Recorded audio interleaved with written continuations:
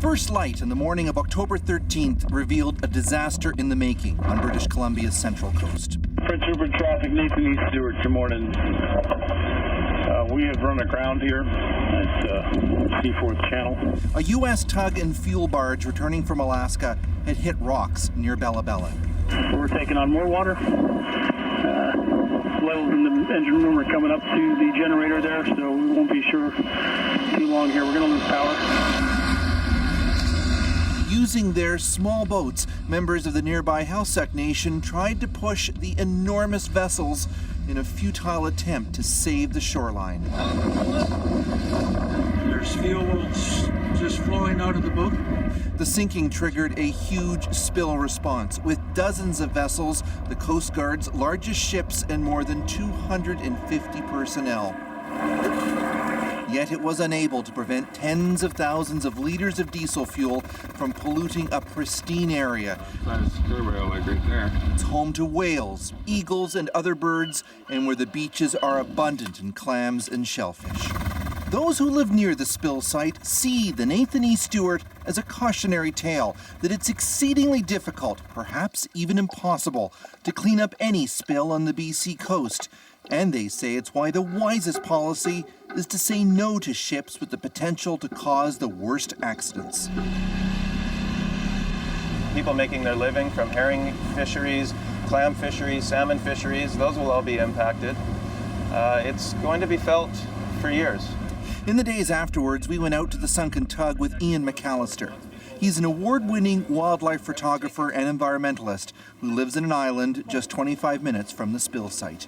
So here we have a 120-foot long tugboat that goes down. They can't even contain and deal with the spill of that nature. It's just unfathomable to think that they would allow tankers carrying far more harmful petroleum products onto this coast, given what we've witnessed over the last week. More oil tankers are on the way. Right now, one mid-sized tanker a week docks in Vancouver, but with the expansion of Kinder Morgan's Trans Mountain Pipeline, it will jump to more than one tanker a day.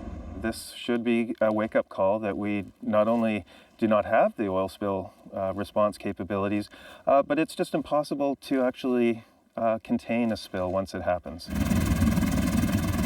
In Bella Bella, people have spent the week since the tug sank studying what went wrong with the response. And is it possible to tell from up here how much diesel has got into it? No, not really. Harvey Humchit was one of the first at the scene that day. And you could see the tug pounding on a rock. There was enough of a ground swell that it bounced the boat and the barge pretty well. Humchit says the Halsek told the tug's crew how they could avoid banging against the rocks, but they didn't follow the advice and the fuel tanks punctured. Local knowledge, he says, that was ignored. No one was able to give direction. We were waiting for people to make decisions, and decisions came from different places, people that weren't aware of what was happening there. Fuel from the stricken tug was carried by the rushing tide into the areas rich in shellfish. It took 24 hours for the response team to be up here. Containment booms were constantly ripped away by storms and currents, and responders were repeatedly overwhelmed by conditions. As a result, the diesel fuel leaked for more than a month, fouling a valuable ecosystem, closing fisheries, and ruining livelihoods. What should their takeaway be from what has happened here? Local people here are mariners. They live on the water. They know and breathe the ocean. And they should be trusted to take on responsibilities and make decisions.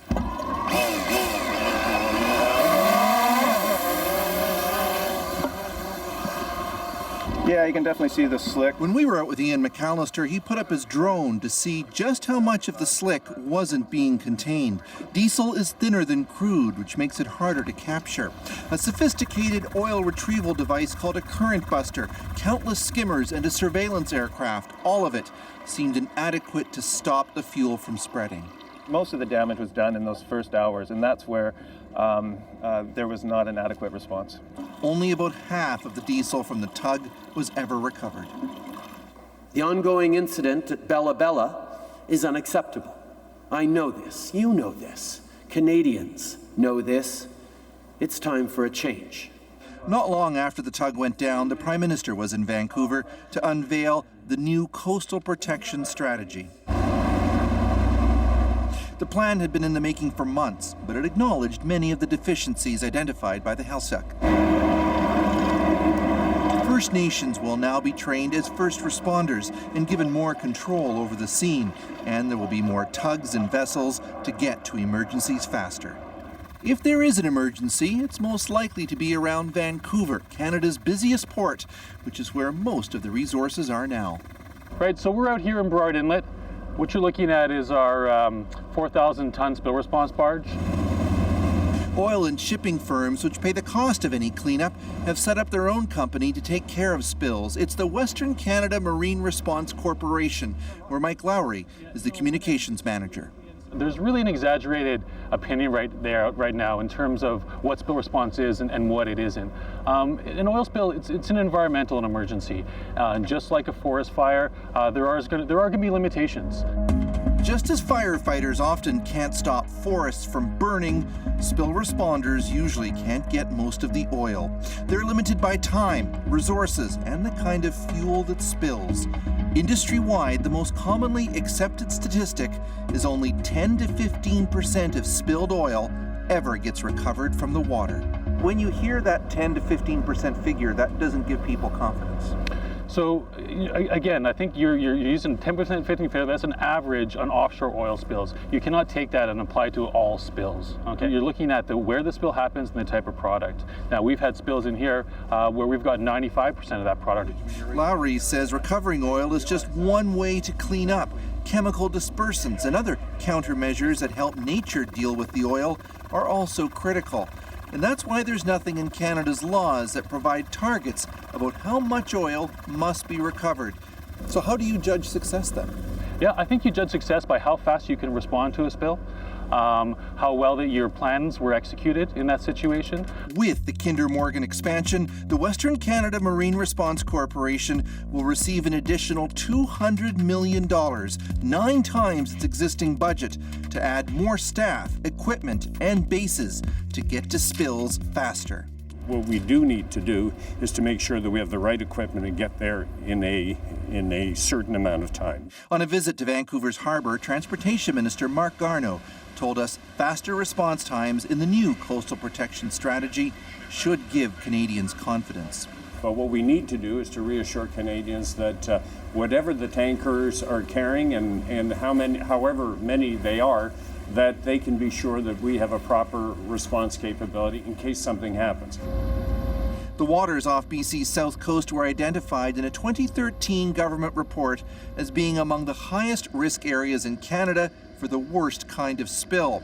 But the report also says that risk is remote, just once in 242 years. I accept the fact that what we're trying to do, and as our government has said very often, we want to achieve high standards with respect to the environment, but we also recognize that there's an important economic element to our mandate, and that is, in this particular case, when we're talking about shipping, we are a trading nation and we need to be able to ship. We ship out from Vancouver a whole range of products. We will continue to be doing that, but we need to do it as safely as possible.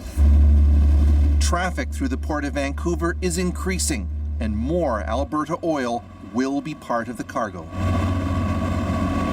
This fuel has traveled much further. Ian McAllister and others on the front lines of the Bella Bella spill say British Columbians should brace for more incidents such as the Nathan E Stewart, or worse. This rainforest coastal paradise should not be subjected to this kind of damage. It's just completely irresponsible. The government has been warned that this could happen, and now we're here to bear witness, and it's just extremely frustrating because of the, it's just a real helplessness that you feel. 33 days after the Nathan E Stewart sank, it was finally back above water again, under the floodlights, lifted by a giant crane onto a barge. The enduring legacy for people here is that despite all of the resources thrown at the cleanup, much of what spilled was never recovered. And if there's a big tanker accident, it's best not to pretend that will be any different. Chris Brown, CBC News in Bella Bella.